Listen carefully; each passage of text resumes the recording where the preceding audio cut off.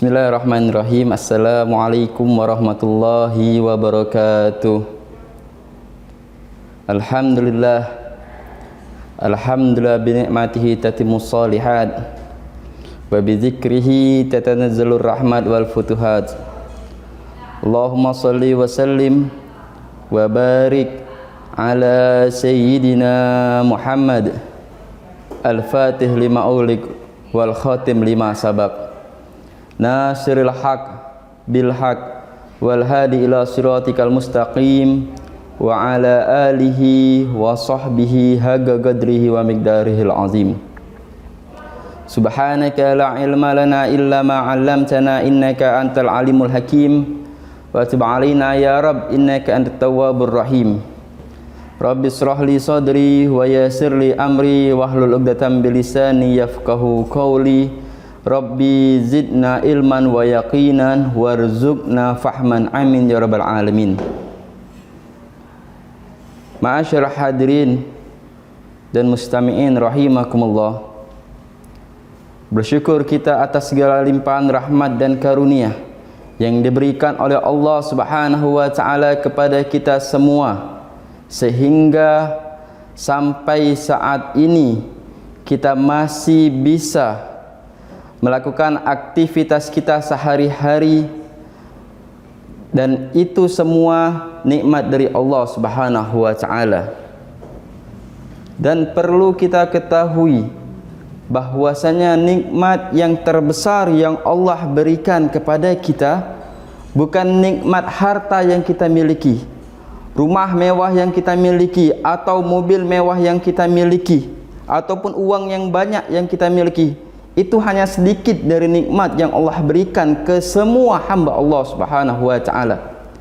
Akan tetapi ada nikmat yang terbesar Allah berikan kepada kita, yaitu ketika Allah tanamkan Islam dan iman dalam hati kita. Sebab dengan Islam dan iman itu merupakan kunci kita untuk mendapatkan surganya Allah Subhanahu wa taala. Sayyidina Umar bin Khattab radhiyallahu anhu, beliau berkata, nahnu qaumun azzanallahu bil Islam, ini btaghaina izzata li ghairi azallanallah. Sayyidina Umar bin Khattab mengatakan bahwasanya beliau berkata, nahnu qaumun, kita ini sekelompok kaum yang Allah muliakan kita dengan nikmat Islam. Ketika kita mencari nikmat selain Islam, azallanallah, maka ketahuilah Allah akan hinakan kita. Na'udzubillah summa na'udzubillah. Di dunia mungkin orang yang di luar Islam bisa merasa kenikmatan sedikit dari Allah Subhanahu wa taala. Akan tapi ketahuilah kehidupan yang hakiki ketika kita menghadap Allah, tidak mungkin seorang pun bisa mendapatkan kenikmatan dari Allah ketika berjumpa dengan Allah kecuali dengan adanya Islam dan iman yang dia bawa untuk menghadap Allah Subhanahu wa taala. Pemirsa Kompas TV rahimakumullah, pada hari ini saya akan membawakan sebuah tema tentang birrul walidain, berbakti kepada kedua orang tua, yang mana pada saat ini sangat menjadikan kalau kita saksikan, kita lihat di berita-berita berapa banyak seorang anak yang melukai orang tuanya. Bahkan tidak sedikit seorang anak yang membunuh orang tuanya, disebabkan mereka tidak mengetahui hak yang besar kepada orang tua mereka. Dalam Al-Quran Allah Subhanahu wa ta'ala telah banyak menjelaskan bagaimana seorang anak harus berbakti kepada orang tuanya. Dalam hadis Nabi telah menjelaskan bagaimana seorang anak harus mengutamakan orang tuanya. Bahkan Sayyidina Abdullah bin Abbas, salah satu sahabat Nabi Muhammad SAW, yang mana Sayyidina Abdullah bin Abbas terkenal sahabat yang banyak meriwayatkan hadis Nabi Muhammad SAW. Diriwayatkan bahwasanya Abdullah bin Abbas ini meriwayatkan 1660 hadis dari beliau, dan beliau termasuk orang yang mendapatkan doa khusus dari Nabi Muhammad SAW. Beliau mengatakan, bahwasanya Allah Subhanahu wa taala menurunkan 3 ayat yang berbarengan dengan 3 ayat. La yaqbalullahu ihdaha illa ma'a qarinatiha. Yang mana Allah tidak menerima amal ibadah dalam 3 ayat ini kecuali dibarengin dengan ayat selanjutnya. Yang pertama, Allah Subhanahu wa taala berfirman, kata Allah dalam Al-Qur'an, "Atiullah wa atiur rasul." Yang mana Allah perintahkan kita untuk taat kepada Allah dan taat kepada utusan Allah Subhanahu wa taala, nabi kita Nabi Muhammad sallallahu alaihi wasallam. La yaqbalullahu ahadan illa bi ahad. Allah tidak bakal menerima satu ketaatan kecuali dengan ketaatan dengan Nabi Muhammad sallallahu alaihi wasallam. Kalau kita hanya taat kepada Allah, tidak taat kepada Rasulullah, maka taat kita kepada Allah tidak diterima oleh Allah Subhanahu wa taala. Jadi 2 perkara yang harus berbarengan kita laksanakan. Itu yang pertama. Yang kedua, Allah perintahkan kita wa aqimus shalah wa atuz zakat. Allah perintahkan kita untuk salat, kemudian Allah perintahkan kita untuk berzakat. Dikatakan oleh Ibnu Abbas, Allah tidak bakal menerima salat kita kecuali kita mengerjakan juga kewajiban zakat kita yang diperintahkan oleh Allah Subhanahu wa taala. Yang ketiga yang Allah perintahkan dalam Al-Qur'an, anishkurli wali walidaik. Hendaklah kalian bersyukur atas nikmatku, bersyukur kepadaku dan bersyukur kepada orang tua kalian. Sebab seandainya kita bersyukur atas nikmat Allah, tapi kita tidak bersyukur kepada orang tua kita, kita tidak mengikuti, tidak berbakti kepada orang tua kita, maka syukur kita kepada Allah tidak diterima oleh Allah Subhanahu wa taala. Maka dari itu kita harus taat juga kepada orang tua kita. Bahkan dalam ayat yang lain Allah berfirman dalam surat Al-Isra ayat ke-23 yang mana kata Allah, wa qada rabbuka alla ta'budu illa iyyah wa bil walidaini ihsana imma yablughanna indaka kibara ahaduhuma aw kilahuma fala takul lahuma uffin wala tanharhuma wa qul lahuma qawlan karima. Yang mana kata Allah Subhanahu wa taala, pertama Allah memerintahkan kita untuk tidak menyembah kepada selain kepadanya.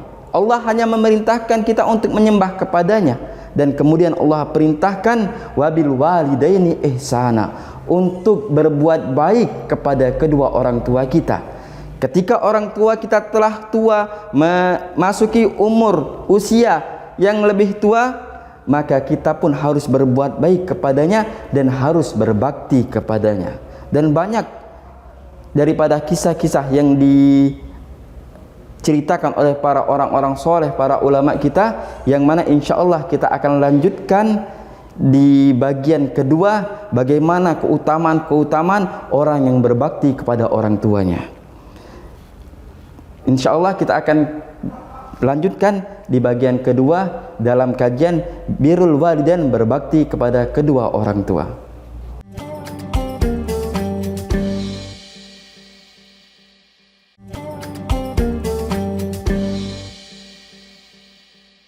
Pemirsa Kompas TV yang berbahagia, kita lanjutkan bagaimana keutamaan yang Allah berikan kepada orang yang berbakti kepada kedua orang tuanya.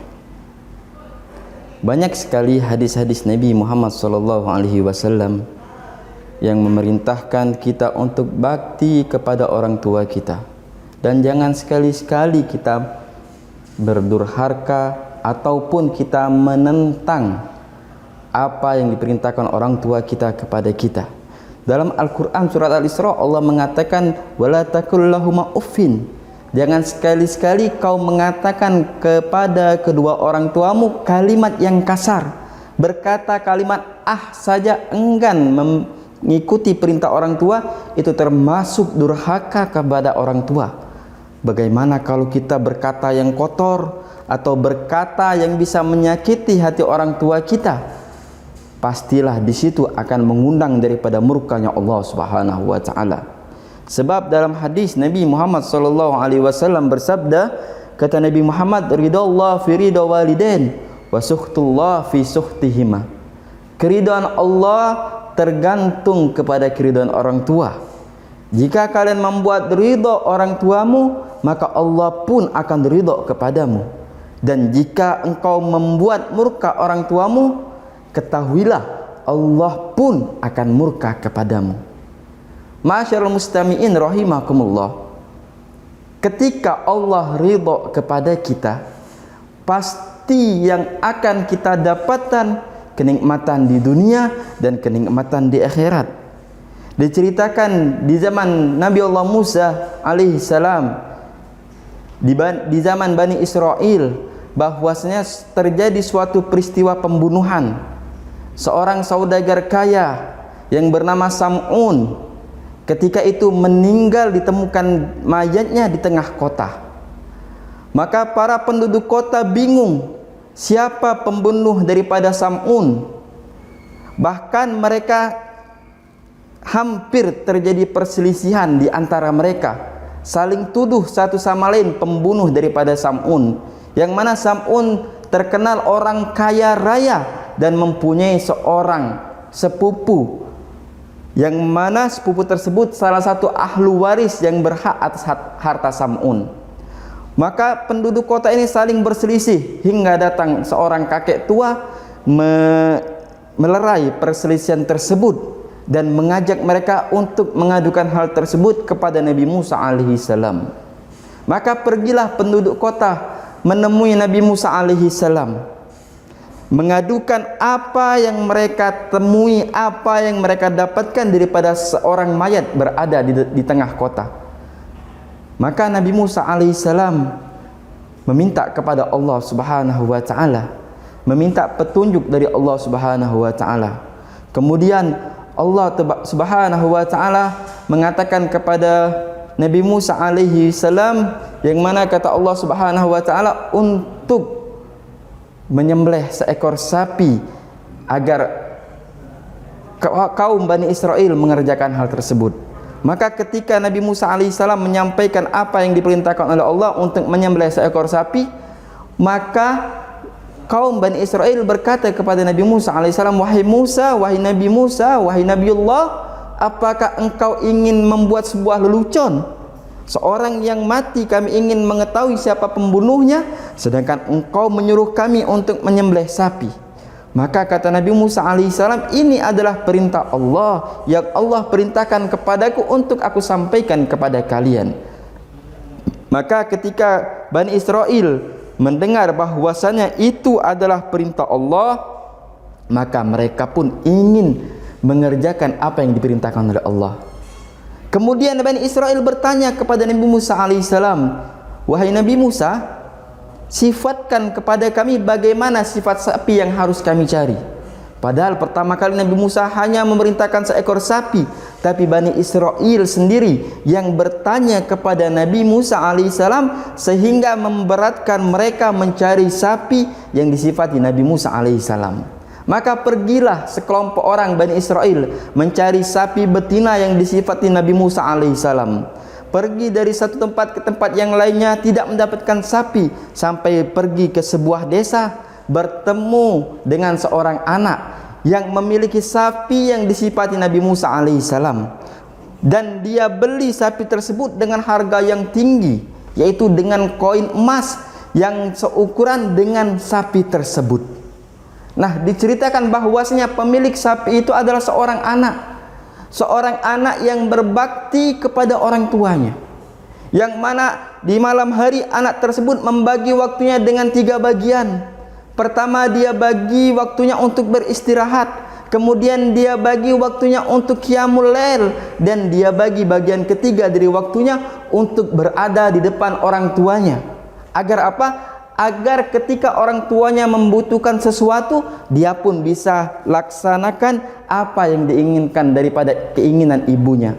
Kemudian di pagi hari dia mencari nafkah, dia mencari rezeki, dia bagi 3 bagian hartanya.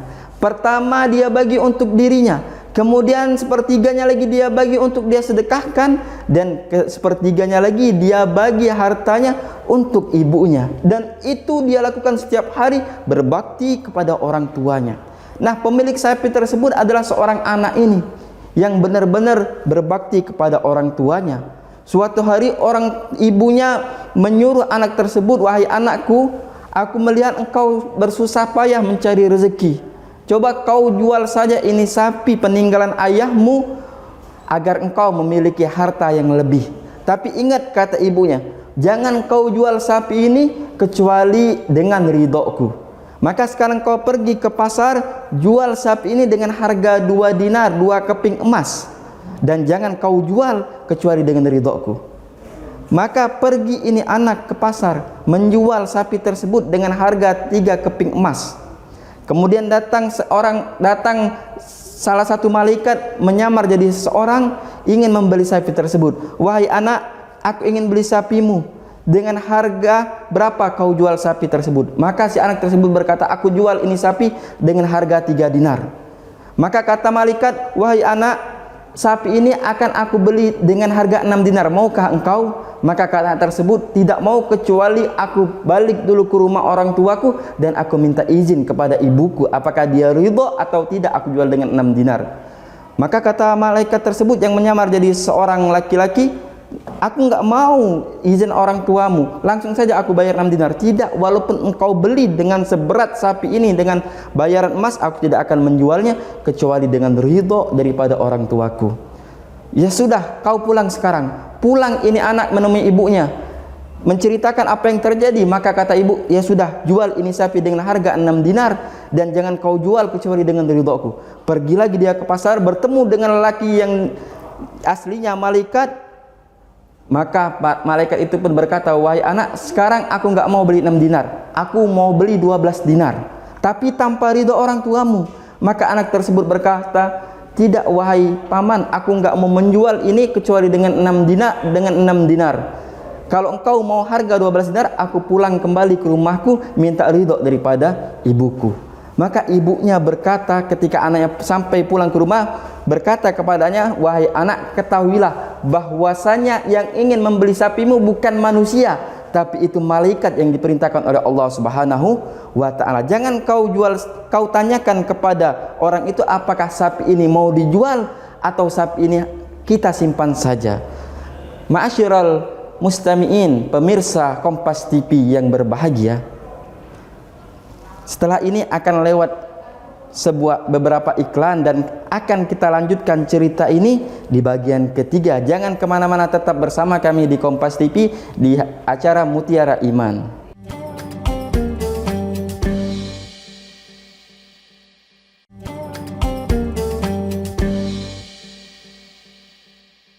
Pemirsa Kompas TV yang berbahagia, kembali kita dalam pembahasan kita menceritakan seorang anak yang berbakti kepada orang tuanya di zaman Bani Israel, umatnya Nabi Musa alaihi salam.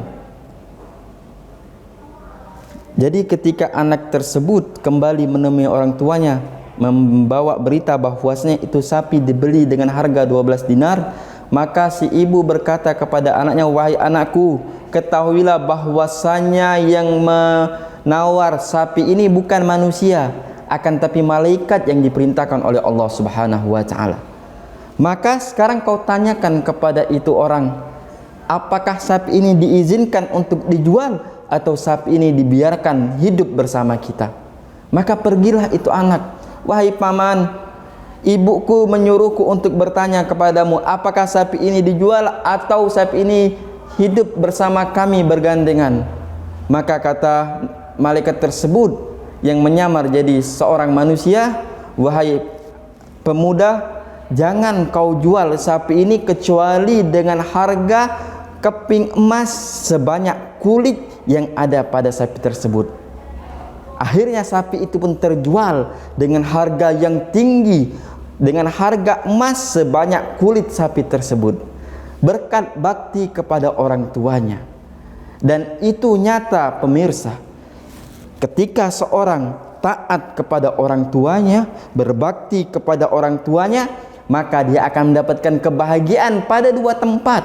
Bukan dia hanya di akhirat dia dibalas dengan kebaikan oleh Allah, tapi di dunia telah dibalas kebaikan oleh Allah Subhanahu wa ta'ala.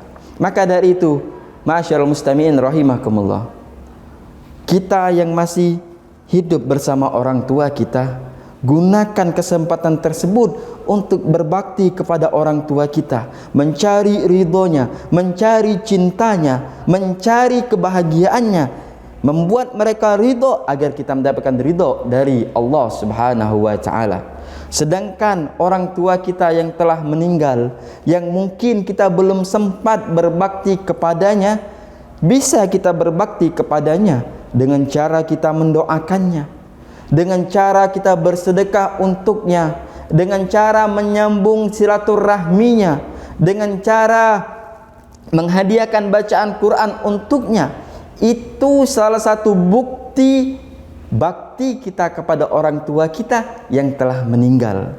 Kita doakan kuburannya agar dijadikan taman daripada taman surganya Allah Subhanahu wa ta'ala.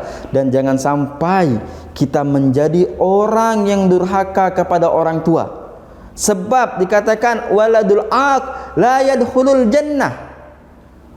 Anak yang durhaka tidak akan masuk surga, kata Nabi Muhammad sallallahu alaihi wasallam. Falyamal waladul aq ma syaa wa lam yadkhulul jannah. Kerjakan anak durhaka, kerjakan apa yang dia kerjakan, tapi ketahuilah apa yang kau kerjakan tidak akan membuatmu masuk ke dalam surganya Allah Subhanahu wa ta'ala. Bahkan diceritakan di zaman Nabi Muhammad sallallahu alaihi wasallam, ada seorang sahabat yang ibadahnya bagus, salatnya bagus, sedekahnya bagus, tetapi ketika dia meninggal menghadap sakaratul maut, dia mendapatkan kesusahan. Sampai sahabat yang lain mengadu kepada Rasulullah, menceritakan keadaan sahabat yang bernama Alqamah. Wahai Rasulullah, sahabat kita bernama Alqamah mau meninggal tapi dia susah untuk mengucapkan kalimat syahadat. Maka Rasul SAW mendatangi ke rumah Alqamah, melihat keadaan Alqamah. Ketika Rasul ingin mengajarkan Alqamah tidak mampu mengucapkan kalimat syahadat. Maka Rasul SAW bertanya kepada sahabat yang lainnya, wahai sahabat-sahabatku, apakah Alqamah mempunyai orang tua? Maka sahabat yang lain berkata, benar Rasulullah, Alqamah mempunyai seorang ibu yang tinggal sendirian di rumahnya. Maka sekarang pergi kau ke rumahnya, temui ibu Alqamah dan tanyakan kepada ibu Alqamah apakah dia ingin datang menemui Alqamah atau aku Rasulullah yang akan menemuinya. Maka disampaikan oleh sahabat kepada ibu Alqamah. Kemudian ibunya mendengar hal tersebut berkata, wahai sahabat Rasulullah, akulah yang pantas menemui Rasul sallallahu alaihi wasallam. Datang menemui Rasulullah. Kemudian Rasulullah bertanya, wahai ibu, apakah Alqamah anakmu? Benar wahai Rasulullah, Alqamah anakku. Apakah dia punya salah kepadamu wahai ibu? Maka kata ibunya, wahai Rasulullah, anakku orang baik, anakku ahlul ibadah, tapi sekali dia pernah menyakitiku. Dia mengutamakan istrinya daripadaku. Di situ hatiku sakit wahai Rasulullah. Aku merasa tidak dihargai, dia lebih mengutamakan keperluan istrinya daripada keperluanku. Bahkan dia meninggalkanku untuk istrinya. Di situ aku sakit hati wahai Rasulullah. Maka Rasul pun berkata kepada Alqamah, wahai Alqamah, wahai ibu Alqamah, maukah engkau memaafkan kesalahan anakmu ini? Maka ibunya berkata, wahai Rasulullah, tidak, aku telah terlanjur sakit hati, tidak mampu aku memaafkannya. Maka Rasul SAW memerintahkan para sahabat, wahai sahabatku, kumpulkan kayu bakar. Maka ibunya berkata, wahai Rasulullah, untuk apa kayu bakar ini? Maka kata Rasul SAW, untuk membakar Alqamah. Kasihan dia, mau nazak nggak bisa. Antara hidup dan mati tidak bisa nazak. Tidak selesai keadaannya seperti ini. Mau sampai kapan, kata Rasul SAW. Maka timbullah kasih sayang seorang ibu melihat anaknya ingin dibakar. Dia pun berkata kepada Rasulullah, wahai Rasulullah, aku tidak tega melihat anakku dibakar. Maka aku maafkan kesalahannya wahai Rasulullah. Maka Rasulullah bertanya kembali, apakah benar kau maafkan anakmu? Benar wahai Rasulullah, aku memaafkan segala kesalahannya. Maka Rasul pun memerintahkan sahabatnya, coba lihat keadaan Alqamah, apakah dia telah meninggal dalam keadaan kalimat syahadat atau masih dalam keadaan antara hidup dan matinya. Maka sahabat pergi melihat keadaan Alqamah dan mendapatkan bahwasanya Alqamah telah meninggal dengan mengucapkan kalimat syahadat la ilaha illallah Muhammadur Rasulullah sallallahu alaihi wasallam. Masyarul hadirin, masyarul mustami'in, pemirsa Kompas TV, ini akibat dia durhaka kepada orang tuanya. Solatnya bagus tapi membuat sakit hati orang tuanya, maka ibadahnya pun susah diterima oleh Allah Subhanahu wa taala dan dia pun mendapatkan siksa dari Allah Subhanahu wa taala. Ketika ibunya memaafkannya, barulah dia mendapatkan rahmat dari Allah Subhanahu wa taala. Maka dari itu ma'asyiral mustami'in rahimakumullah, mumpung kita Allah berikan kesempatan, baktilah kepada orang tua kita. Orang tua kita yang masih hidup, kita bakti dengan berbuat baik kepada mereka. Sedangkan orang tua kita yang telah meninggal, kita berbakti dengan mendoakannya dan bersedekah untuknya. Pemirsa Kompas TV rahimakumullah, apa yang saya sampaikan mudah-mudahan bekal buat kita bagaimana kita sebagai seorang anak berbakti kepada orang tua kita, dan insya Allah kita akan bertemu kembali di pertemuan selanjutnya. Dan ini yang bisa saya sampaikan, mudah-mudahan bermanfaat buat diri saya sendiri dan buat para pemirsa Kompas TV seluruhnya. Wabillahi taufiq wal hidayah. Wassalamualaikum warahmatullahi wabarakatuh.